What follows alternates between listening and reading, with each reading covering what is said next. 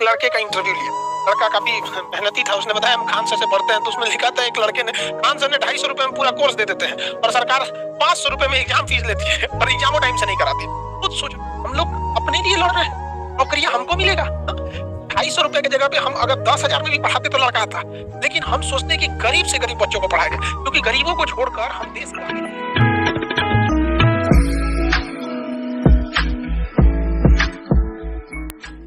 नमस्कार बंधुসকল, আপোনালোকক স্বাগতম জনাইছোঁ মোৰ অন্য এটা ভিডিঅ'লৈ। বন্ধুসকল, আপোনালোকে বাৰু পাটনাৱালা খান ছাৰৰ কথা শুনিছেনে?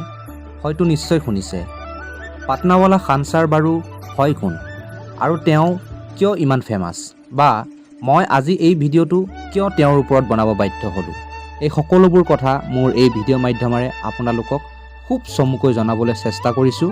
আশা কৰিছোঁ আপোনালোকে ভিডিঅ'টো শেষলৈ চাব।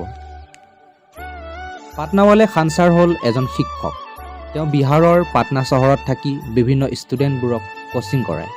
তেওঁ কোচিং কৰা ছিষ্টেমটো ইমানেই ইউনিক যে তেওঁ যিমানটা চেণ্টাৰ খুলিলেও ঠাই নধৰা হৈ যায়।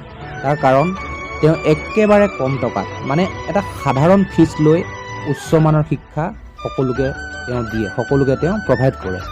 তেওঁ এটা কথাই বাৰে বাৰে কয় যে খান চেণ্টাৰৰ পৰা কোনোৱে দেশৰ কোনো দুখীয়া ল'ৰা ছোৱালী টকাৰ অভাৱত কোচিং নোলোৱাকৈ উভতিব নালাগে।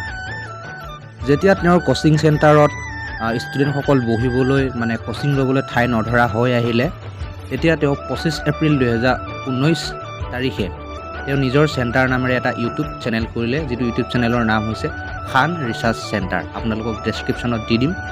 আৰু এই চেনেলটোৱে ইমান কম সময়ৰ ভিতৰতে, খুব কম সময়ৰ ভিতৰতে ইমানেই পপুলাৰ হৈ পৰিলে আজি সেই চেনেলটোৰ প্ৰায় 15 মিলিয়নতকৈ অধিক ছাবস্ক্ৰাইবাৰে ভৰি পৰিলে।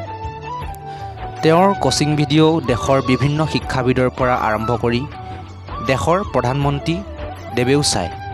তেওঁ গোটেই দেশখনৰ বাবে যেন এটা শিক্ষাৰ ক্ৰান্তি লৈ আহিছে। তেওঁ ইউনিভাৰ্চিটিত পঢ়ি থকা সময়ত 3বাৰকৈ জেলত যাব লগা হৈছিল। জেলত তেওঁ এই কাৰণে যাব লগা হৈছিল, তেওঁ ষ্টুডেণ্টসকলৰ যিখিনি সমস্যা, সেই সমস্যা লৈ পেলাই তেওঁ ওলাই আহিছিল। সেইবাবে তেওঁ 3বাৰকৈ জেলত যাব লগাও হৈছিল।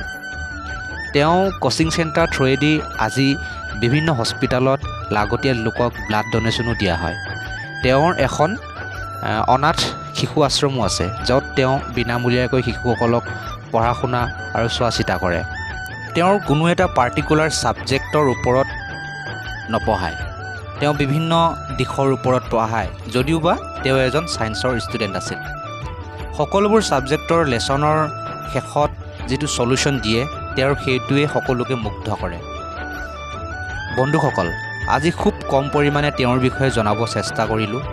ভিডিঅ'টো চাই কেনে পালে জনাবলৈ নাপাহৰিব, লগতে আপোনালোকৰ মৰম আৰু আশীৰ্বাদ দিব নাপাহৰিব।